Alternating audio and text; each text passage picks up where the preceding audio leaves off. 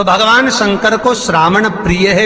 एक कारण कहा कि मंथन में जो विष निकला उस विष का पान किया और भगवान देवताओं ने मिलकर भगवान शंकर का जलाभिषेक किया। दूसरा कारण कहा, माता सती ने शंकर को पाने के लिए श्रावण के महीने में ही सबसे ज्यादा साधना करी है। और क्या करा था माता सती ने? एक बालू का, मिट्टी का शिवलिंग बनाती थी, प्रतिदिन शिवलिंग का निर्माण करती थी और शिवलिंग का निर्माण कर कर उसकी पूजन कर कर अर्चना कर कर उसका विसर्जन करती थी सती माता। और माता सती का नियम था भगवान शंकर को पाने के लिए शिवलिंग का। तो हमारे यहाँ शिव महापुराण में लिखा है कि पार्थिव शिवलिंग का निर्माण होना चाहिए, और पार्थिव शिवलिंग का निर्माण करना है तो उसके लिए भी वर्णन करा गया। ब्राह्मण श्वेत मट्टी के शिवलिंग का निर्माण करे, वैश्य पीली मट्टी के शिवलिंग का निर्माण करे, क्षत्रिय लाल मट्टी के शिवलिंग का निर्माण करे और शूद्र काली मट्टी के शिवलिंग का निर्माण करे। कितना बड़ा शिवलिंग बनाना चाहिए? अगर हम पार्थिव शिवलिंग का निर्माण कर रहे हैं या हमारे घर में हम कोई मूर्ति रख रहे हैं या हमारे घर में हम कोई मूर्ति को विराजमान कर रहे हैं, तो उस मूर्ति का भाव कितना बड़ा होना चाहिए? तो कहा, जमीन पर अपने हस्त कमल को रखकर अंगूठे को ऊंचा कर कर देख लो, बस इतनी बड़ी मूर्ति घर के अंदर होना चाहिए। चाहे वो लड्डू गोपाल की हो, चाहे वो दुर्गा भवानी की हो, चाहे वो राम जी की हो, शंकर जी की हो, कृष्ण की हो, जिसकी रखना हो, बस इतनी बड़ी मूर्ति घर के अंदर होना चाहिए। क्यों? इससे बड़ी अगर मूर्ति होती है तो जैसे मंदिर में सेवा होती है उतनी सेवा की उसको जरूरत पड़ती है, और अगर इससे छोटी मूर्ति होती है, जितनी छोटी होगी उतनी सेवा कम करना पड़ती है। तो मूर्ति जितनी छोटी होगी उतना सुख प्रदान करे, उतना आनंद देगी। पर श्रावण के महीने में यदि आप रोज शिवलिंग नहीं बना सकते तो पूरे महीने में एक बार शंकर का शिवलिंग का, पार्थिव शिवलिंग का निर्माण करना चाहिए, जरूर करना चाहिए। और पार्थिव शिवलिंग का निर्माण कर कर उसकी आराधना, उसकी अर्चना, उसकी पूजन करना चाहिए। नमः शिवाय, ओम नमः शिवाय, ओम नमः शिवाय, नमः शिवाय। पार्थिव शिवलिंग का जब भी निर्माण करें, किसी थाली में या पात्र में, जिसमें भी आप निर्माण कर रहे हैं, उस पार्थिव शिवलिंग को बनाने से पहले उसके अंदर, पात्र के अंदर एक बेलपत्र रखे। बेलपत्र क्या? आपको कथा में कल कहा था, बेलपत्र का वृक्ष माता पार्वती के नयन अश्रु से प्रकट हुआ है, और रुद्राक्ष का वृक्ष शंकर भगवान के नयन अश्रु से प्रकट हुआ है। तो बेलपत्र रखकर फिर उसके ऊपर शिवलिंग का निर्माण करें, फिर उसके ऊपर शिवलिंग, उसका लाभ आनंदित होगा, उसका सुख आनंदित होगा, वो आनंद फल देने वाला होगा। कई लोग सीधे थाली में शिवलिंग बना देते हैं। माता पार्वती के हस्त कमल पर शिवलिंग का निर्माण है महाराज, हस्त कमल सुख देने के लिए। तो भगवान शंकर के शिवलिंग का निर्माण करें। माता सती ने भी किया। यही श्रावण के महीने में माता सती शंकर भगवान के शिवलिंग का निर्माण करती है, पूजन करती है, अर्चना करती है। फिर शाम के समय उस शिवलिंग को मस्तक पर स्पर्श कर कर जलाशय में, कुंड में, जल में, बावड़ी में, कुएं में, तालाब में उसका विसर्जन करती है मां। दूसरा कारण कहा, सती शंकर को इसी श्रावण में रिझाई थी, इसलिए शंकर को श्रावण अति प्रिय है। कि पहले आती है नवमी, फिर आवेगी एकादशी, देवसोनी। तो भंडारिया नवमी का मतलब क्या होता है? भंडारिया नवमी का स्मरण क्या होता है? अभी आपको कहा था 9 जगह पर बेलपत्र चढ़ती है। भंडारिया नवमी का मतलब ही यही है कि भगवान विष्णु सोने जाने से पहले नवमी तिथि के दिन 9 बेलपत्र भगवान शंकर को समर्पित कर कर भगवान शिव के मंदिर में बैठकर भगवान शंकर की आराधना कर कर भगवान विष्णु लक्ष्मी जी के साथ अपनी सृष्टि का कार्यभार 4 महीने के लिए शंकर जी को सौंप देते हैं भंडरिया नवमी के दिन। और एकादशी के दिन से, देव सोनी एकादशी के दिन जब भगवान सोते हैं, उस दिन से भगवान शंकर पूरे कार्यभार को देखते हैं, पूरे कार्यभार को। जब कार्यभार सौंपा गया, भगवान शंकर सृष्टि का संचालन करने लगे, तब ब्रह्मा और विष्णु ने आकर शंकर जी की आराधना यही श्रावण के महीने में करी थी कि आपने पूरा कार्य अच्छे से संभाला, इसलिए शंकर को श्रावण अति प्रिय है। ये तीसरा कारण है शंकर को श्रावण प्रियता का। अब शिव महापुराण की कथा करिए कि शंकर को श्रावण प्रिय चौथा कारण वर्णन करा कि ये कारण भगवान शंकर की आराधना माता पार्वती ने बाल्यपन से करी, खूब करी, खूब दिल से करी। ये कहते हैं कि अगर 1,00,000 बेलपत्र समर्पित कर रहे हो और तुम्हारे पास में अगर वो बेलपत्र नहीं है तो तुम 1,00,000 मत चढ़ाओ, आप तो 1 बेलपत्र, परंतु वो बेलपत्र भी पूर्ण तरह से साफ, सुंदर, सुरक्षित, खंडित ना हो, वो मुझे समर्पित करो। 1 चावल का दाना चढ़ाओ पर वो खंडित ना हो, 1 फल चढ़ाओ वो खंडित ना हो, 1 पुष्प चढ़ाओ वो खंडित ना हो। शिव कहते हैं मेरे हाथों से मेरा पुत्र खंडित हो गया था, उस दिन से मैंने वचन दिया है माता पार्वती को कि खंडित वस्तु स्वीकार नहीं करूंगा और ना खंडित दूंगा।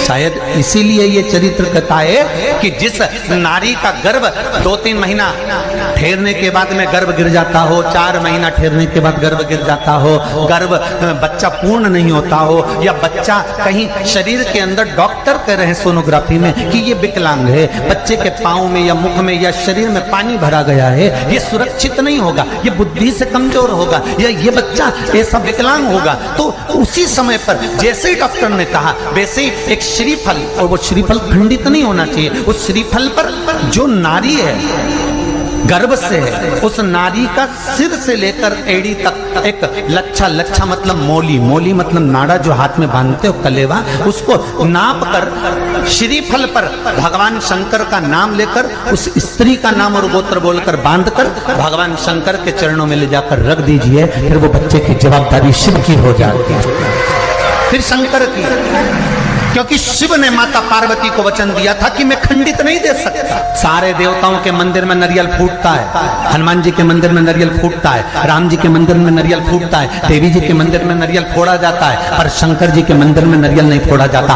आखा की आखा दिया जाता है कि पूर्ण दीजिए, बेलपत्र पूर्ण दीजिए, फल पूर्ण दीजिए, 1 चावल का दाना भी दे रहे हो तो पूर्ण दीजिए। उसमें एक और अच्छी बात है, बहुत ध्यान लगाकर सुनिएगा जरा, जितने आस्था चैनल पर सुन रहे हो, यूट्यूब पर सुन रहे हो, फेसबुक पर सुन रहे हो, या इस पंडाल में श्रवण कर रहे हो, बहुत सावधानी से ध्यान दीजिएगा। कभी श्रावण महीने में अगर आप शंकर जी के मंदिर में जाएं और शिव मंदिर किसी वृक्ष के नीचे हो, बट वृक्ष के नीचे हो, चाहे पीपल के वृक्ष के नीचे हो, चाहे वो आंवले के वृक्ष के नीचे हो, चाहे वो बेलपत्री के वृक्ष के नीचे हो, चाहे वो शमी के वृक्ष के नीचे हो, चाहे जिस वृक्ष, कोई भी वृक्ष के नीचे अगर कोई शिवालय है, शंकर जी का कोई मंदिर या शंकर जी का कोई शिवलिंग रखा हुआ, तो एक दुर्वा किसी भी श्रावण महीने में तुम जब भी किसी शिवालय में जाएं, जिस वृक्ष के नीचे शिवलिंग हो, उस शिवलिंग पर ये शिवलिंग रखा हुआ है, ये जलाधारी है, जलाधारी पर जहां शिवलिंग रखा हुआ है वहां कटी भाग माता पार्वती जी का हस्तकमल, उसके ऊपर रखा हुआ है शिवलिंग, सामने अशोक सुंदरी और भगवान शंकर के दोनों पुत्र गणेश कार्तिकेय, ऊपर से जल गिरता है जया, विषहरा, शामलीवारी, दौतली, देव, ये भगवान शंकर की 5 बेटियां। तो जो कटी भाग, इस कटी भाग पर अगर मात्र एक दुर्वा समर्पित कर जिसकी किडनी या लीवर डैमेज हो रहा हो, काम नहीं कर रहा हो, या किडनी लीवर में कोई तकलीफ हो रही हो, या डायलिसिस चल रहा हो, तो मात्र एक दुर्वा उस कटी भाग पर श्रावण महीने में समर्पित कर कर उस दुर्वा के 7 टुकड़े कर कर 7 दिन प्रतिदिन सुबह के समय पर उसको चबाकर खा लेने पर या निगल जाने पर धीरे धीरे धीरे धीरे डायलिसिस बंद होने लगता है और किडनी लीवर अपना काम करना प्रारंभ कर देते हैं। एक दुर्वा, कितनी दुर्वा? एक दुर्वा, मात्र एक दुर्वा।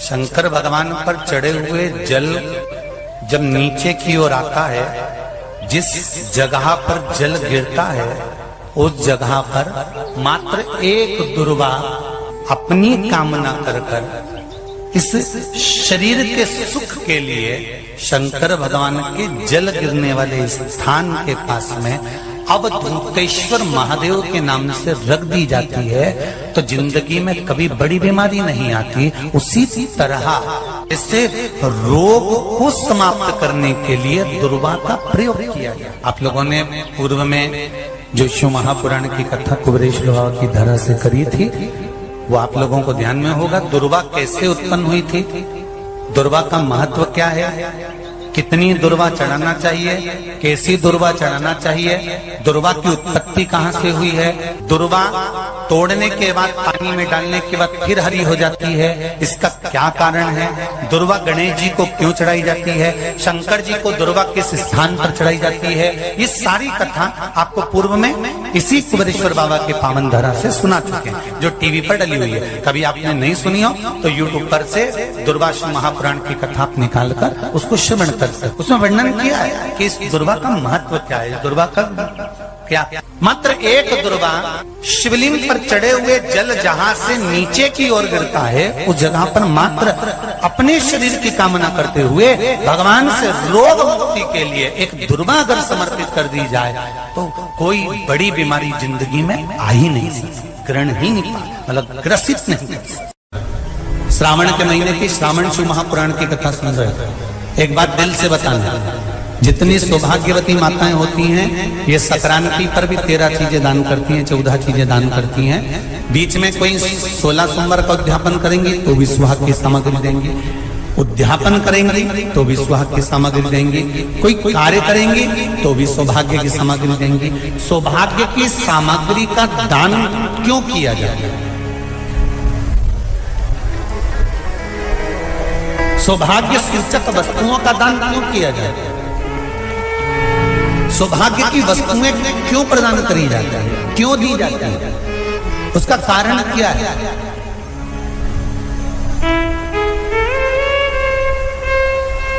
क्यों देते हैं महाराज? भारत की भूमि की सौभाग्यवती माताओं का एक मन की अभिलाषा रहती है, भारत की भूमि की माताओं की एक अभिलाषा रहती है कि जब उसके प्राण छूटे तो अखंड सौभाग्य धारण करके पति के कंधे पर और पुत्र के कंधे पर शमशान पर।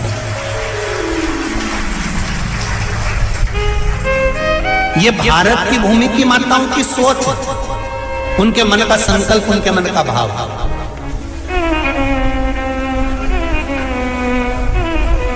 क्यों देते हैं चूड़ी का दान, क्यों देते हैं बिंदी का दान, क्यों देते हैं अखंड सौभाग्य का दान, किस महाराज?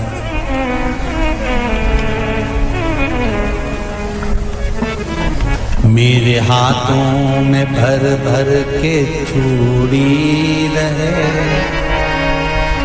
मेरे हाथों में भर भर के चूड़ी, और मैया कोई कामना मेरे मस्तक पे चमकती चूनर रहे, मेरे मस्तक पे चमकती चूनर रहे, और मैया कोई कामना मेरी मांगों में भर भर के सिंदूर रहे, मेरी मांगों में भर भर के सिंदूर रहे, और मैया कोई कामना नहीं, मेरे पाँव में बिछुड़ी का जोड़ा रहे। एक बिछुड़ी नहीं, कितनी? 2, 3, 4, 5। एक एक पाँव में जोड़े से बिछुड़ी होना चाहिए, केवल एक नहीं, सिंगल नहीं। वो तो आजकल का फैशन हो गया महाराज, जो केवल एक बिछुड़ी धारण कर लो उसी में फैशन दिखे। श्रावण की शिव महापुराण की कथा कहती है, जब बेटी को विदा करा जाता है और पहली बार बेटी के पांव में जब बिछुड़ी डाली जाती है तो वो बिछुड़ी भी अलग अलग नहीं होती, उस बिछुड़ी के जोड़ को चेन से एक दूसरे से बंधा हुआ होता। बोला सही है कि गलत है? जितने आस्था चैनल पर कथा सुन रहे हैं, जितने फेसबुक पर सुन रहे हैं, यूट्यूब पर सुन रहे हैं, सुन लेना कि मेरे भारत की माताओं का जब पाणी ग्रहण संस्कार किसी बेटी का होता है, उसके पांव में जब पहली बार बिछुड़ा पिनाया जाता है, बिछुड़ी पिनाई जाती है, तो वो बिछुड़ी भी एक दूसरे से बंधी हुई होती है, चेन से बंधी हुई होती है। उसको अलग अलग वाली बिछुड़ी शादी के मंडप में नहीं पिनाई जाती। क्यों? जैसे ये बिछुड़ी एक दूसरे से पांव में बंधी हुई है, तुम्हारी जिंदगी अंतिम श्वास तक ऐसी ही बंधी हुई है, यही बनना चाहिए। वो तो अब माताओं ने थोड़ा सा फैशन चेंज कर दिया, अब पांव में ज्यादा बिछुड़ी नहीं पहनती, गड़ती है, चुभती है, एक बिछुड़ी धारण है। महाराज पर नहीं, बिछुड़ी भी 2 हो, जोड़े से। हमारी माताएं, भारत की भूमि की जो माताएं हैं, ये चूड़ी भी हाथ में पहनती है तो जोड़े से पहनती है। बोलो जैसा सही है कि गलत है? एक अकेली चूड़ी माताएं हाथ में धारण नहीं करती हैं। अगर भारत की भूमि की संस्कारित माताएं हैं और भारत की भूमि की सभ्यता और संस्कृति को जानती है तो अकेली चूड़ी नहीं, जोड़े की चूड़ी पहनेगी, 2 चूड़ा डालेगी, 4 डालेगी, 12 डालेगी, पर सिंगल नहीं, अकेले। श्रावण के महीने की शिव महापुराण की कथा, जिसका नाम है श्रावण शिव महापुराण की कथा, ये कहती है कि पार्वती जी ने और गंगा जी ने ये चतुर्मास में जितना सौभाग्य का दान दिया है, उनके बराबर दुनिया का कोई व्यक्ति इतना सौभाग्य का दान नहीं दे सकता, जो माता गंगा और पार्वती दोनों दान दे रहे हैं।